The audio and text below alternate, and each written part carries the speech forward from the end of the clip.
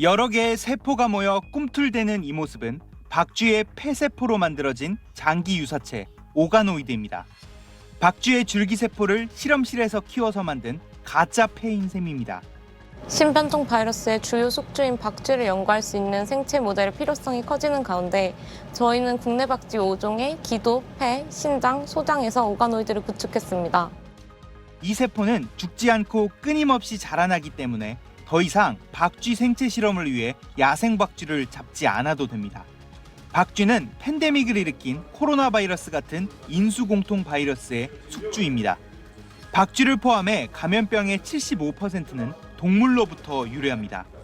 박쥐 오가노이드에 렘데시비르 같은 항바이러스제가 효과가 있는지를 살펴봤는데 결과는 성공적이었습니다.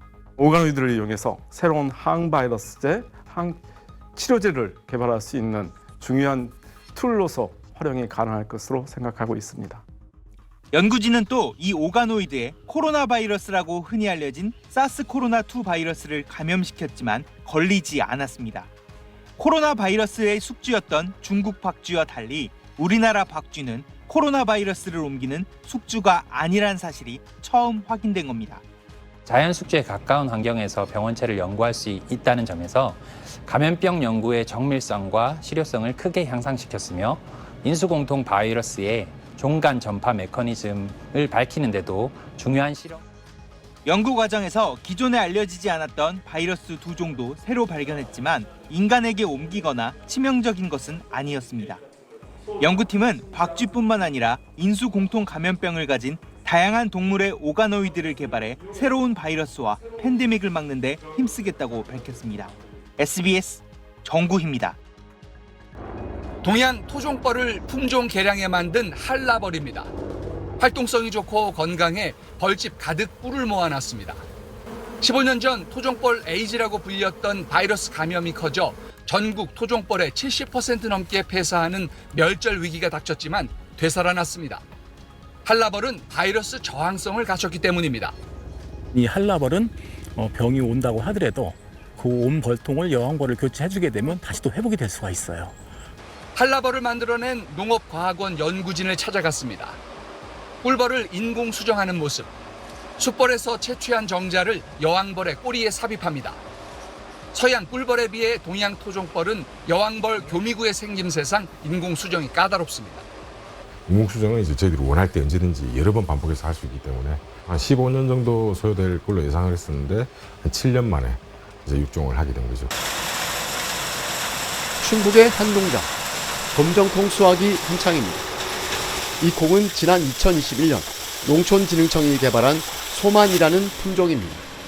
검정콩의 효능이 널리 알려지며 수요가 해마다 크게 증가함에 따라 재배가 더 쉽고 수확량을 늘릴 수 있는 품종을 만들기 위해 개발됐습니다.